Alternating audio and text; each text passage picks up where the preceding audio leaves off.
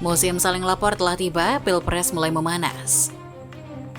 Terus dengan penegakan hukum, demokrasi harus bisa berkembang. Dan itu bisa jadi merupakan politik intimidasi yang bisa Yang dipersepsikan berbagai mengintimidasi orang. menuduh tanpa bukti. Coba nanti ditanyain ke Satpol PP kok dicopot kenapa? Masalahnya masalah. Jokowi. Di mana Ya. itu? Pak Putra yang ada penurunan itu di mana? Pak Nusron kalau benderanya tidak diturunkan. Ya, benderanya di mana itu? Yang Daerah Bali diturunkan? ya. Pak Nusron di Gianyar, Pak Nusron. Nah, kalau Mas Habib Siapa yang sebenarnya bilang tanpa bukti? mungkin ini menjadi Kalau tempat nggak berani ke proses hukum kan berarti menuduh Mas tanpa Habib, bukti dong. Bukan soal itu Iya. dua hal yang berbeda, Bung Habib. Berbeda gimana? Satu, bukti itu hal yang berbeda. Yang kedua, prosesnya. Ya kan? Kalau seandainya ada sesuatu yang memang dirasa tidak pas, ada Nah, ini dialektika. berarti Iya, iya. Persaingan menuju Pilpres 2024 mulai memanas. Musim saling lapor ke polisi pun telah tiba. Bahkan Sekjen PDIP Hasto Kristianto dan politisi PDIP Adian Napitupulu ikut dilaporkan. Hasto dan Adian dilaporkan organisasi Lingkar Pemuda Indonesia ke Barreskrim Polri dengan tudingan pencemaran nama baik dan penggiringan opini terhadap Presiden Jokowi. Dimulai dari pencopotan baliho yang kami rasa tidak semestinya dilakukan.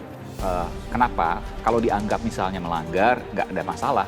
Tapi kemudian juga kenapa hanya Ganjar Mahfud balihonya yang kemudian dicopot? Misalnya diawali waktu itu di Bali. Dan secara spesifik sebetulnya Saudara Eman juga memiliki bukti-bukti tentang itu. Tidak ada fakta yang ditemukan bahwa ada pemasangan baliho oleh polisi. di Jawa Barat, Pak, ada di media. Maksud saya supaya diklarifikasi supaya Bapak bisa ini polisi yang memasangkan. Kalau begini Bapak jadi pemain. Karena pada saat ini Mas Gibran kita tahu adalah anak dari Pak Jokowi yang saat ini masih menjabat sebagai presiden resmi Republik Indonesia, begitu ya. Kalau ini kan anaknya presiden maju sebagai calon presiden, kalau 2019 itu presidennya maju kembali. Saudara-saudara pahamilah sebagai jurnalis bahwa jurnalis ini kan juga punya tanggung jawab. Copot Pak, di center Pak, baliho Bapak dicopot sebelum kedatangan ini. Siapa yang nyapa? Satpol PP Pak, Satpol PP. Demokrasi harus tetap tumbuh di negeri kita, itu aja. Tidak boleh demokrasi itu menjadi tergerus, apalagi runtuh. Terima kasih.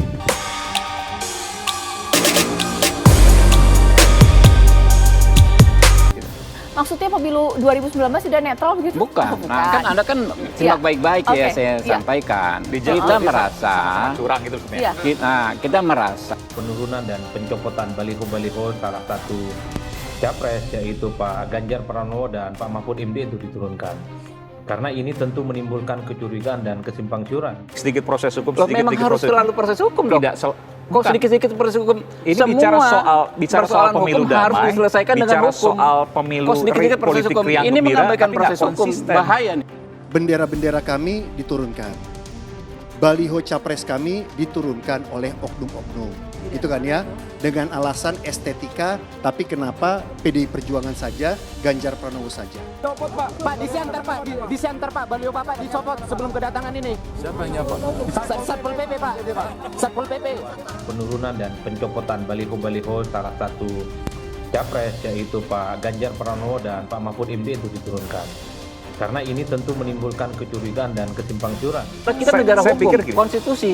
Baik. Betul, tapi Dibantahkan. bukan Dibantahkan. berarti bahwa itu kemudian yang pertama dilakukan. Kalau seandainya sedikit-sedikit kemudian hukum, sedikit-sedikit hukum, bagaimana kemudian demokrasi bisa berkembang di negara kita? Ini kan kita punya fatsun Saya, di antara saya mau partai tanya politik yang gitu ya. nurunin siapa? Tolong buktikan Yang aja. nurunin ada gambarnya Pak Nusron. Ya, makanya sebut aja Ya. nurunin siapa. Yang nurunin satu. Yang nyuruh siapa, gitu aja. Kenapa?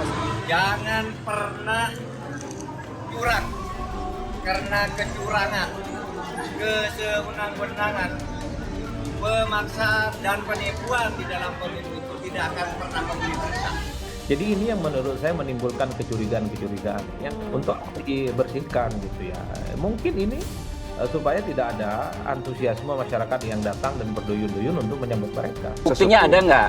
Saya bukan tadi, saya bilang bahwa bukti itu ada. Iya, sampaikan secara proses hukum, bikin laporan. Pertanyaan ini.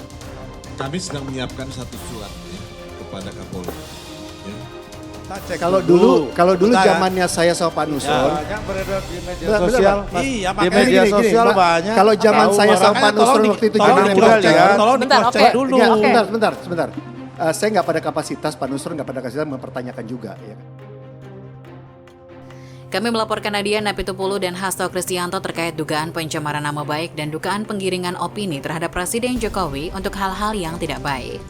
Kata Direktur Eksekutif LPI Muhammad Soleh di Barreskrim Polri Jakarta Selatan, Senin 13 November. Namun laporan tersebut belum diterima Barreskrim Polri, alasannya belum cukup data. Direktorat Tindak Pidana Siber Barreskrim meminta LPI kembali dalam 3 hari ke depan.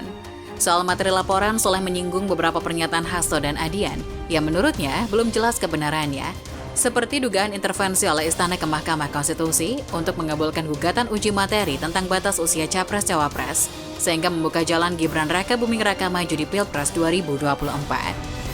Hasto menyebutkan bahwa yang pertama adanya intervensi dari sekitar istana mengenai putusan MK. Kita minta saudara Hasto menunjukkan intervensinya dari mana dan buktinya seperti apa, ucap Soleh.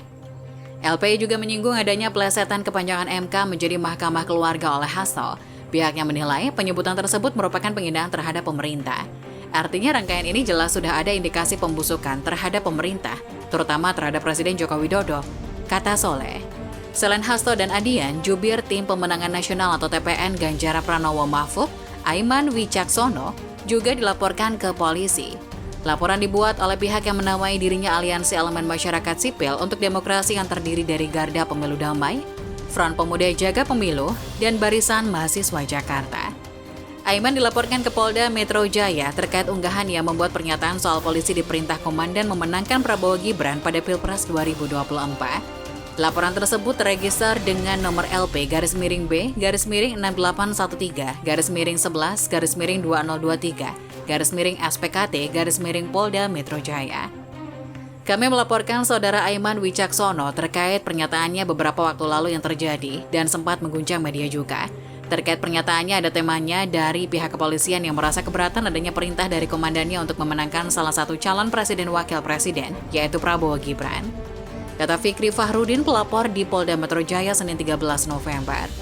Menanggapi laporan ini, Aiman tak risau. Sebagai warga negara yang baik harus menjalani semua yang diatur dalam undang-undang, ujarnya kepada wartawan Senin 13 November. Soal unggahan di media sosial, Aiman memastikan itu ada fakta. Semua yang saya sampaikan kemarin adalah apa yang saya alami, atau itu adalah fakta yang saya sampaikan, ucapnya. Ketua DPP Perindo Effendi Syaputra menyayangkan adanya pihak-pihak yang melaporkan masalah ini ke polisi. Dia menyebut pihak tersebut mengompori agar persaingan Pilpres semakin panas.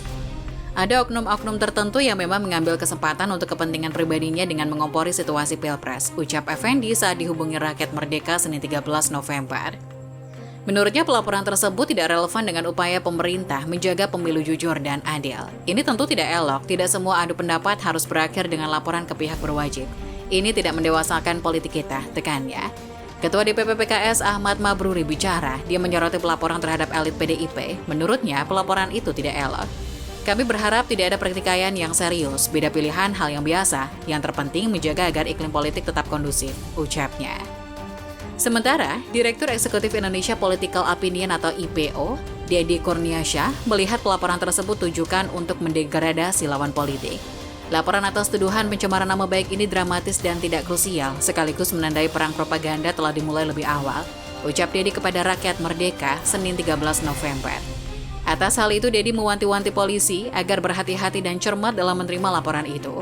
Kepolisian perlu berhati-hati dalam menerima laporan yang nuansanya politis, pungkas Deddy.